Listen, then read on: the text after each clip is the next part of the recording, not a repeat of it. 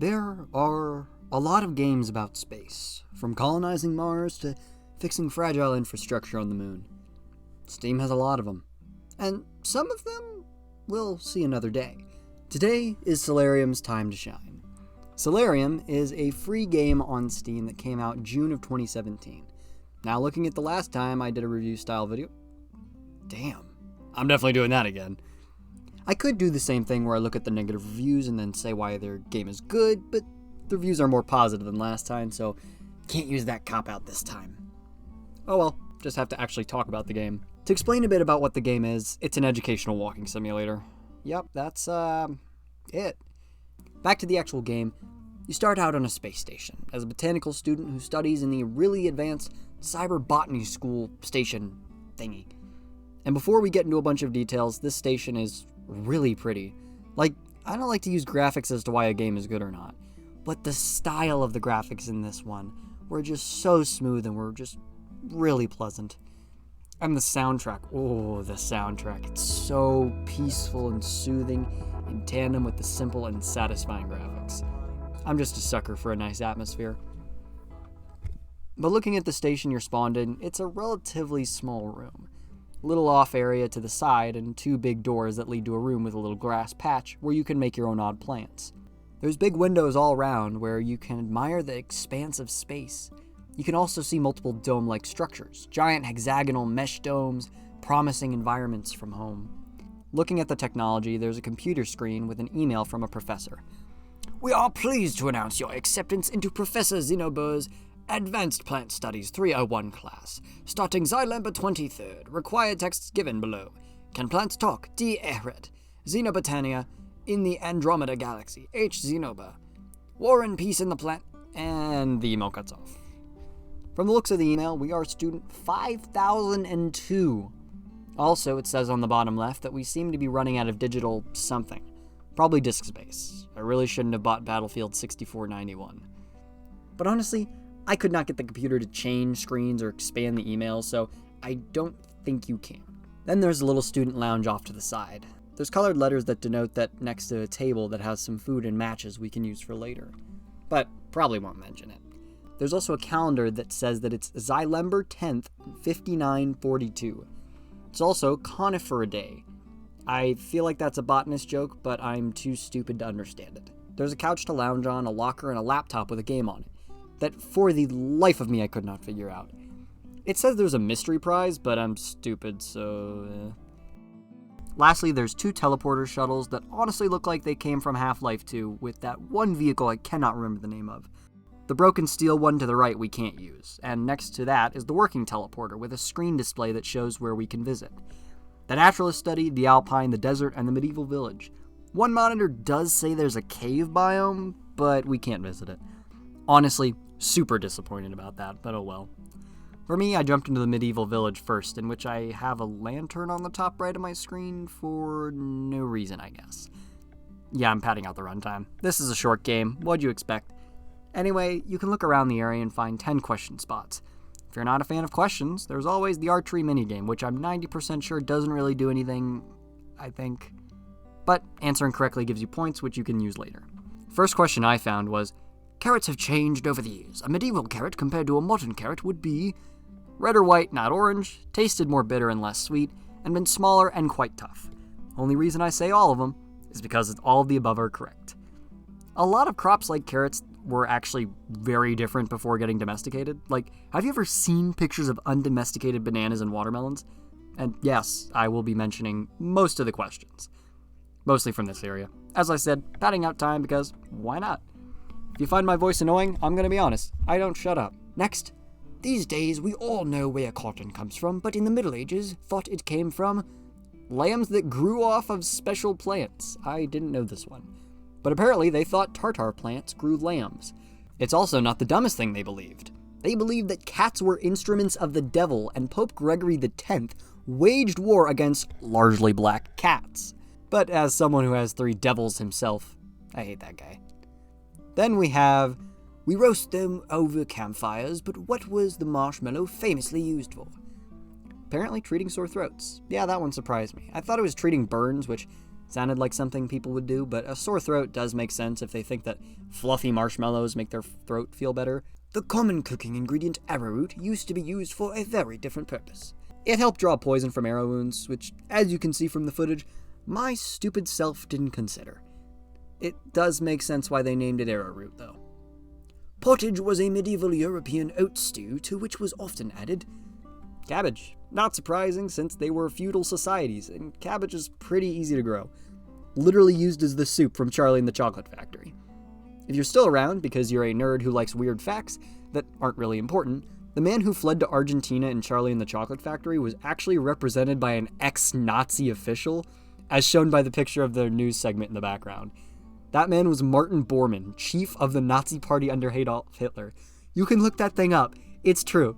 They really used that guy as a representation of someone who faked a ticket to a chocolate factory. No, I'm not making this up, but it is pretty funny. Anyway, where were we? Oh, yeah. Back to the neat space botanist game. Why did people dislike parsley in the Middle Ages?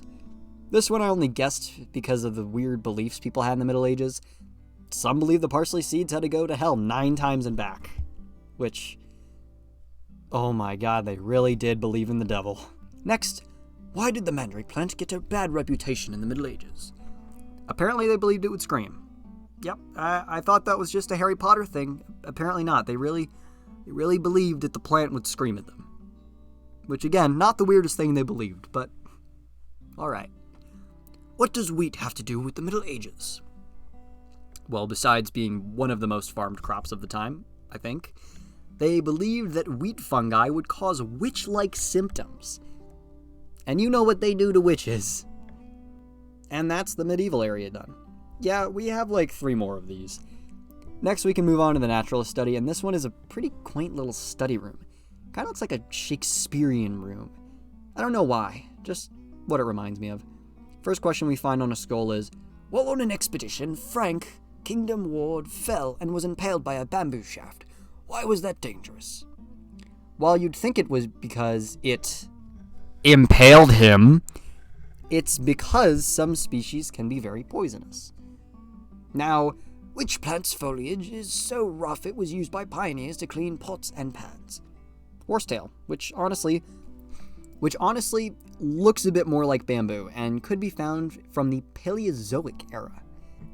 The infamous tulip craze in 1600 Holland was because tulips could cost as much as an entire estate.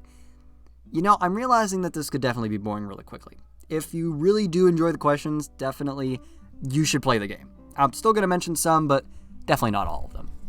Moving on to the next area, we have the desert area. The desert has a beautiful view of space. You can even see your space station, realizing how close in and lonely it is. But it was comfortable.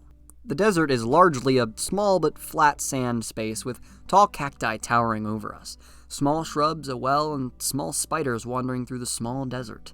The creosote bush can form ion-living colonies from just one seed. It smells like tar and is good at soaking water to create dead zones.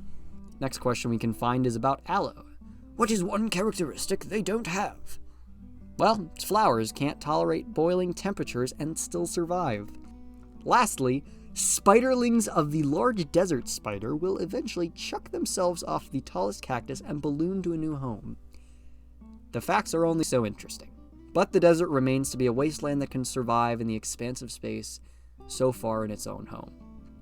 And honestly, because some of those facts weren't interesting enough for me, this is a picture of a Gila monster, and yes, they look that cool, and yes, they live in the desert, and I don't believe they're legal to own, and they're extremely, I believe, venomous. So, yeah, do with that information that you will. Going back to our ship, I'm going to be honest, this confused me, but a random woman appeared? It looks like someone just placed an asset pack character they had lying around just because they thought it'd be funny. Because she doesn't look like a botanist student, unless it was, I don't know, an anime. I thought this would mean we could interact with them or go to a new cave thing, but nope. I could not find a new thing we could do after this. Oh well, off to the Alpines. The Alpines is a bit bare compared to the others for being a forest. couple of trees, a tiny pond, and a small group of flowers. The music to this area is a melodic piano in the background. The bare area, save for a pile of large rocks, leaves you mostly looking out into the lens of space. Did you know that one thing that allows the cushion plant to survive harsh alpine conditions is a dense amount of leaves that help to conserve water and heat? Yeah, the questions have gotten really boring. But roaming through, we can see that there really isn't not much to do, so we can head back to the ship for our last feature. So, I mentioned matches in the bow and arrow earlier, and there is a reason for that. They're kind of useless. You can pick up a few items like that, but from what I saw, they only give you a few more points for making your own plants. Going to the field area in the main shuttle, you can make your own plants, but it's pretty limited, and a little boring. Looking at the game as a whole, I mean, it's not great, but it's free. That's probably good for a shirt. Actually, that's pretty much the channel motto. Hell, Portal Forbidden testing tracks. Yes, we're going back to this.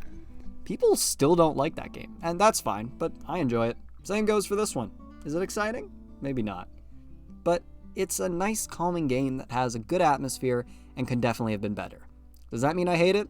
No, it's free, and free has a certain quality. Looking at the game, a lot of assets were likely bought by the developer because they couldn't make some of the assets. But I don't think that should matter, as it's a good game if you're into botany and want to see what you know. I will say, I learned a few things, and it was a nice, calming romp through space. I recommend it as something anyone watching should try if they're curious at all. It's 2 gigabytes and free. Honestly, a nice 45-minute experience. Well, that's all I really have to say. But there's a lot of free games on Steam, and by God is the discovery queue full of them. Some now infest my Steam library. I'd say that you can vote on games to see eventually, but dear God, there are just so many. But oh my God, 229 subs as I'm writing this, and as I'm recording this, 244. Jeez, and this is only like 4 days after the special. And for some stupid reason, YouTube still says that the awful Fun Nights at Homer's game is most popular.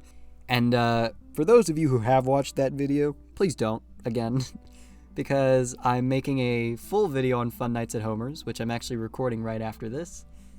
And oh my God, I don't want to do it. Not because I don't like the process, but oh my God, that game is so frustrating. And there's so much I didn't do, so a lot of the information is based on other playthroughs I've seen or the wiki, which, oh my God, the wiki is a problem in its own right. You'll see when that comes out. Please don't check it out before that because you wouldn't be prepared. But I'm seriously really happy with so much progress over this year. I'm definitely going to have to stop this every 4 days schedule if I'm doing these longer videos for far more time-consuming projects. Like, I want to play things like simulation games, RPGs, and MMOs that just take forever. But I hope you all enjoy the ride. Also, to the lovely person who suggested I play Vindictive Drive, why would you want to hurt me like this? Shooting mechanics in RPG Maker games are horrible. But that's the only hint I'm giving. So, if you're this commenter right here, just know I heard you, but it was because it was on sale mostly. Seriously, I have to end it soon, or else I'll start another tirade. I won't be able to stop myself. Anyway, thanks again so much. Hope you enjoyed. Criticisms and suggestions are always welcome. More weird projects on the way, and I'll see you later. Arrivederci.